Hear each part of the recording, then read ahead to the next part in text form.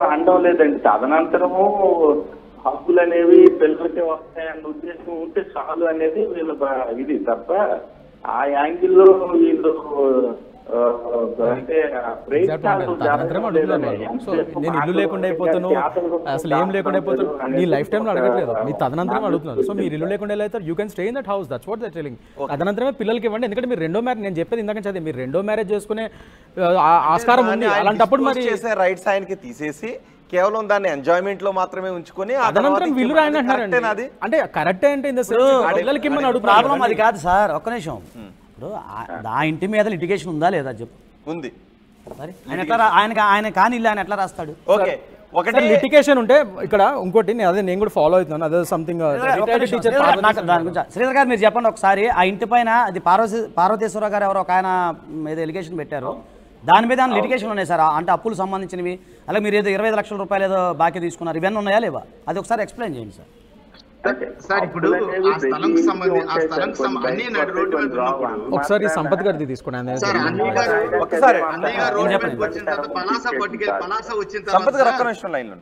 పలాస నుంచి టెక్కలు up and down చేసే వాళ్ళం సార్. సార్ వినిపిస్తుందా సార్? వినిపిస్తుంది సార్ వినిపిస్తుంది సార్. ఇప్పుడు ఆ హౌస్ ఆ సైట్ కి సంబంధించి పార్వతీశం గారు వాళ్ళ కుమారుడు వారణాసి గోవిందరావు అనే ముగ్గురికి సంబంధించిన ల్యాండ్ సార్. అది 23-24 సెంట్లు ఉంటుంది సార్ టోటల్ గా. ల్యాండ్ కి సంబంధించి ముగ్గురు దగ్గర దాదాపు 1,60,00,000 1,65,00,000కి మేము అది కమిట్మెంట్ అయ్యాం సార్. ఆ ల్యాండ్ ఆ ల్యాండ్ కమిట్మెంట్ అయినప్పుడు దానికి సంబంధించినటువంటి టోటల్ గా దాంట్లో ఏం జరిగిందంటే ఇప్పుడు ఒక 2.5 సెంట్లు ఫ్రంట్ బిట్, అది పార్వతీశం గారి కుమారుడిది. ఆ బిట్ ఆయన ఏమన్నారంటే, నేను ఆయనకి చెప్పాను ఇప్పుడు కొద్ది డబ్బులు లేవు సార్, నేను అడ్జస్ట్మెంట్ చేస్తాము, మేము చెక్కులు అవి ఇస్తాము అని మొబైల్కి అందరికి ఒప్పించి, మన పార్వతీశం గారి కుమారుడు మాత్రం హైదరాబాద్ ఏదో ఫ్లాట్ కొనుక్కుంటారంటే ఆయనకి సంబంధించినటువంటి ఒక 50 లక్షలు ఎంతో అర్జెంట్గా అవసరం వాళ్ళకి అది అరేంజ్ చేసి వాళ్ళ దగ్గర చెక్కుల మీద మేము రిజిస్ట్రేషన్ చేసుకోవడం జరిగింది సార్. టోటల్ ప్రాపర్టీ ఆ ప్రాపర్టీ చేసుకున్నప్పుడు దానికి సంబంధించినప్పుడు అప్పుడు అన్ని అప్పుడు ఆ టైంలో సంబంధించి ఆ సైట్ కి సంబంధించినటువంటి అన్ని ఏర్పాటు చేసింది అంతవరకు నాదే బాధ్యత సార్. చెక్కులు కూడా నేను ఇచ్చాను, వారణాసి గోవింద్కి ఇచ్చాను చెక్కులు. నీళ్ళే పార్వతీశం మాస్టర్కి పార్వతీశం మాస్టర్ గారు కూడా నా వల్ల ఇచ్చారు. పార్వతీశం మాస్టర్కి ఒకటే చెప్పాను సార్, నేను తెలుసు ఆయన నా పరిస్థితి తెలుసు సార్, మీరు మా నమ్మకం పెట్టేవ్వండి సార్, మీకు మేము డబ్బులు మేము పువ్వుల్లో పెట్టిస్తాం అని చెప్పిన తర్వాత కన్విన్స్ చేస్తే ఆయన పాపం వెంటనే మాట చెప్పకుండా అలాగే నొప్పుకున్నాడు. పాపం ఆయన ఇచ్చాడు, మేము నిజంగా ఆయనకి డబ్బులు ఇవ్వాలి. ఇదంతా వాస్తవమే సార్. సైట్ కొన్నంత వరకు జరిగినటువంటి ప్రాబ్లం అది సార్. సైట్ అయిపోయిన తర్వాత నేను ఆ స్థలం దగ్గర కన్స్ట్రక్షన్ లోనే అదంతా అన్నీ గారు ఎక్కడెక్కడ అప్పులు చేశారో ఏం చేశారో నాకు తెలియదు సార్. సైట్ వరకు అయితే మాత్రం నేను అడ్డంగా నిల్చొని వచ్చేటట్టు రిజిస్ట్రేషన్ అయ్యేటట్టు చేసిన కార్యక్రమాలు సర్వం నేను చేశాను సార్ దగ్గరుండి. ఇది నేను చెప్పిన దాన్ని కూడా చూపించగలను. మాధురి కూడా ఇచ్చారండి డబ్బులు? మాధురి కూడా ఇచ్చారా సార్? సైట్ కొనేటప్పుడు జరిగిన విషయం మాత్రమే చెప్పాను. ఆఫ్టర్ కన్స్ట్రక్షన్ శ్రీనివాస్ గారు ఎక్కడ అప్పు తీసుకున్నారో ఏం చేశారో ఆయన ఎలాగనేది నాకు తెలియదు సార్. అది ఆయన చేసుకున్నారు, శ్రీనివాస్ గారు చేసుకున్నారు. ఆ కన్స్ట్రక్షన్ లో ఎవరెవరి దగ్గర డబ్బులు తీసుకున్నారు అనేది అది ఆయనకి అడగాలి సార్, అన్ని గారికి అడగాలి. అంటే ఆ కన్స్ట్రక్షన్ లో మీరు ఒకటి, మాధురి ఒకటి, శ్రీనివాస్ ఒకటి. ఓన్లీ ల్యాండ్ కొనేటప్పుడు మాత్రమే నాది, బిల్డింగ్ ల్యాండ్ అన్ని కలుపుకొని. ఓకే, బిల్డింగ్ లో అయితే మాత్రం మాధురికి ఒక ఫ్లోర్, మీకు ఒక ఫ్లోర్, శ్రీనివాస్ గారికి ఒక ఫ్లోర్, రైట్? అది అంటే మా ఉద్దేశం ఏంటంటే సార్, మా ఉద్దేశం అన్ని రోడ్డు మీద ఉన్నాడు, అన్ని పాపం రోడ్డు మీద ఉన్నాడు. ఆయనకి ప్రజలు అద్దింట్లో ఉండలేము కాబట్టి ఆయన ఎక్కడో ఒక కార్యాలయం లాగా చిన్న రూమ్ లాగా వేసి ఏదో బాధపడి చేద్దాంలే, ఆయన ఉండాలనే ఒక దృక్పథం చేశాను సార్. అన్నదమ్ముడిగా ఏదో నాకు వాటా కావాలి అదని కాదు, కానీ అలాంటి ఆలోచన ఎప్పుడూ లేదు. ఎప్పుడు మా అన్నయ్య కష్టాల్లో ఉంటేనే పలాస నుంచి వచ్చాను. గతంలో ఆయన 23 కేసులు ఆయన మీద పెట్టినప్పుడు కూడా బెయిల్స్ వర్క్ చేయడం, హెల్ప్ చేయడం, ఇంటి దగ్గర అప్పు చెప్పి వచ్చేయడం. ఆయనకి 10 నెలలు 11 నెలలు 11 నెలలు ఇప్పుడు రోడ్డు మీద ఉన్నప్పుడు ఆయన తేవడం, ఇంట్లో పెట్టాను జాగ్రత్తగా. ఆయన షెల్టర్ అయిన తర్వాత అయిపోయింది. మరి ఎలక్షన్ కూడా లేను. నా పద్ధతి ఒక అన్నదమ్ముడిగా ఆయన కష్టంలో ఉన్నప్పుడు ఖచ్చితంగా ఎప్పుడు వెళ్తాం. మళ్ళీ ఇప్పుడు ఒక 7-8 రోజులుగా గొడవలు అవుతున్నాయి. నాకు తెలిసింది 3:30కి మొదటి రోజు స్టార్ట్ అయినప్పుడు, గత లక్ష్మీ ఇప్పుడు స్టార్ట్ అయినప్పుడు 3:30కి వచ్చారని తెలిసింది. నేను 4:45కి నేను కూడా అక్కడ అటెండ్ అయ్యాను సార్. ఆ రోజు ఈ రోజు వరకు కంటిన్యూగా పలాస నుంచి వస్తున్నాను అన్నయ్య గారి దగ్గరికి. అన్నయ్య గారు ఇబ్బందుల్లో ఉన్నప్పుడు మాత్రమే నేను ఖచ్చితంగా ఉంటాను సార్, ఒక సోదరుడిగా ఒక అన్నదమ్ముడిగా ఖచ్చితంగా సమస్య తేలేటంత వరకు బాధ్యతగా ఉంటాం సార్.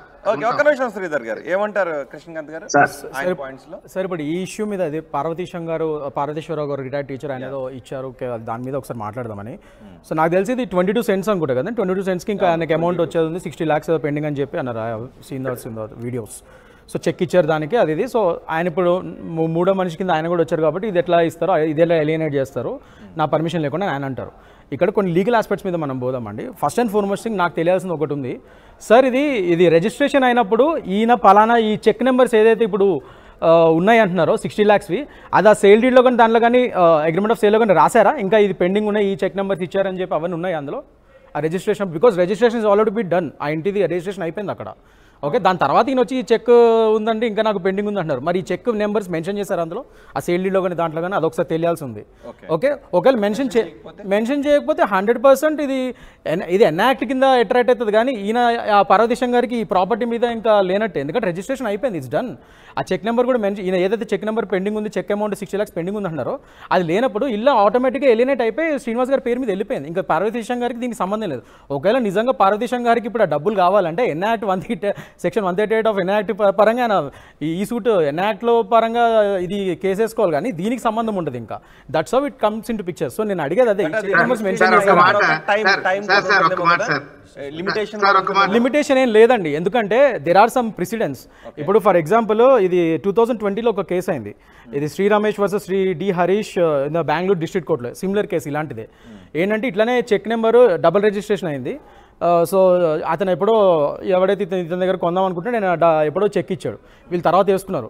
ఇదే పాయింట్ మీద అది ఓన్లీ 5 years లోపల వ్యాలిడ్ కదా అది అన్నారు. But court has clearly told that Bengaluru district court ఈ చెక్ ఏదైతే ఉందో ఈ పరంగా ఏదైతే ఇచ్చాడని ఇతను అంటే సో అది వ్యాలిడిటీ ఉంటుంది, చెక్ పరంగా వ్యాలిడిటీ ఉంటుంది. అది ఈ ఇంటి పరంగా ఇచ్చాడు కాబట్టి దాని తర్వాత అది యాక్టివ్ వస్తుంది, దాని తర్వాత పోస్ట్ డేట్ ఇచ్చినా కూడా అది యాక్టివ్ అవుతుంది. ఓకే, బట్ ఇక్కడ ఈ విషయంలో కానీ అది ఏం వేసాడు అందులో కూడా ఆయన ఎన్యాక్ట్ కిందనే వేసుకున్నాడు, ఎందుకంటే అందులో కూడా సేమ్ సిమిలర్ కేసు, అది కూడా రిజిస్ట్రేషన్ అయిపోయింది, చెక్ పెండింగ్ ఉన్నాడు, అగ్రిమెంట్లో క్లియర్గా రాస్తున్నారు. కాకపోతే అతను చేసిన ఇదేంటి ఆ చెక్ నెంబర్స్ అన్ని రిజిస్ట్రేషన్ అప్పుడు క్లియర్గా మెన్షన్ చేశాడు, ఆ చెక్ నెంబర్స్ మెన్షన్ చేశాడు.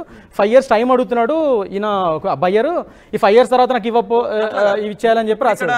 ఇప్పుడు ఇక్కడ కంటెస్ట్ ఎవరు చేయాలి? పార్వతీశము శ్రీనివాస్ గారి మీద కంటెస్ట్ చేసుకోవాలి. పార్టీ అగ్రీ చేస్తున్నప్పుడు సో రెండు పార్టీలు కూడా పిటిషనర్ డిపెండెంట్ కూడా ఇక్కడ అగ్రీ చేస్తారు. నేను సింపుల్ గా చెప్తున్నా సార్, లేమన్ భాషలో థర్డ్ పార్టీ వచ్చి కాదు అని అంటే కుదరదు అనే సింపుల్ గా లేమన్ భాషలో చెప్తున్నా. ఈ చెక్ ఇప్పుడు ఏదైతే ఈయన 60 lakhs పెండింగ్ అంటారు పార్వతీశం గారు, ఆ చెక్ అది తీసుకొని వచ్చి తిరుగుతున్నారు కదా, ఆ చెక్ నెంబర్ సేల్ డీడ్ లో కానీ దాంట్లో మెన్షన్ లేకపోతే ఆయనకు హక్కు ఉండదు. He has to get his money through enact separately. Parvateesam వచ్చి ఒక్క నిమిషం, పార్వతీశం వచ్చి ఈ ఆస్తి మీద నాకు ఇంకా డబ్బులు ముట్టాల్సింది ఉంది, రాలేదు అని అంటున్నారు. సో ఇప్పుడు డబ్బులు ఇవ్వాలి లేదు అనేది చెప్పాల్సింది శ్రీనివాస్. అవునండి నేను డబ్బులు ఇవ్వాల్సి ఉందని ఆయన అడ్మిట్ చేశాడు. దాని కాదు అని వాణి గారు అంటే కుదురుతుందా? వీళ్ళిద్దరూ కూడా కొన్న పార్టీ అమ్మిన పార్టీ రెండు కూడా అవును దాని గురించే నేను ఇంకా ఇవ్వలేదని చెప్పాడు. సో ఇప్పుడు ఏమవుతుంది ఇక్కడ? ఇది ఏమవుతుందంటే ఇది there are so many aspects of this. దీనికి కావాలని అంటే నేను జస్ట్ ఐమ్ టెల్లింగ్ యూ, ఎవరైతే ఇప్పుడు శ్రీనివాస్ గారు ఉన్నారో ఆయనే ఈ ప్రాపర్టీని లిటిగెంట్ చేద్దాము, ఇది ఇమీడియట్గా ఎలినేట్ కాకుండా వేరే అతనితో ఏదో ఒక చెక్ ఇచ్చి పోస్ట్ డేటెడ్ చెక్ కింద రాయించి ఈయనకి ఇది బకాయి పడ్డామని చెప్పి అలా కూడా చేసి just prolong the things and ఇలా కూడా చేయొచ్చు. అంటే నేను చెప్తున్నాను, అంటే నెగిటివ్ గా కాదండి, నేను సింపుల్ గా ఏమంటానంటే చెక్ నెంబర్స్ మెన్షన్ ఒకటి చెప్పాలండి, చెక్ నెంబర్స్ మెన్షన్ చేశారు లేదా sale deal pending check number 60 lakhs Parvateesham గారు మెన్షన్ చేశారు, చెప్పండి. Then that's it. House Srinivas గారిదే, వాళ్ళది కోర్టులో వేసుకోమనండి ఎన్యాక్ట్ కింద పార్వతీశం గారిని. ఓకే సార్, అదే వేసుకుంటారో లేదా రిజిస్ట్రేషన్ క్యాన్సిల్ చేసుకుంటారో కోర్టుకి వెళ్ళినా కూడా దీని పరంగా ఇది నిలవదు. జడ్జి కూడా ఇది రిజిస్ట్రేషన్ అయిపోయింది, అది మెన్షన్ కూడా చేసుకుంటారు. ఒక నిమిషం, స్టాంప్ డ్యూటీ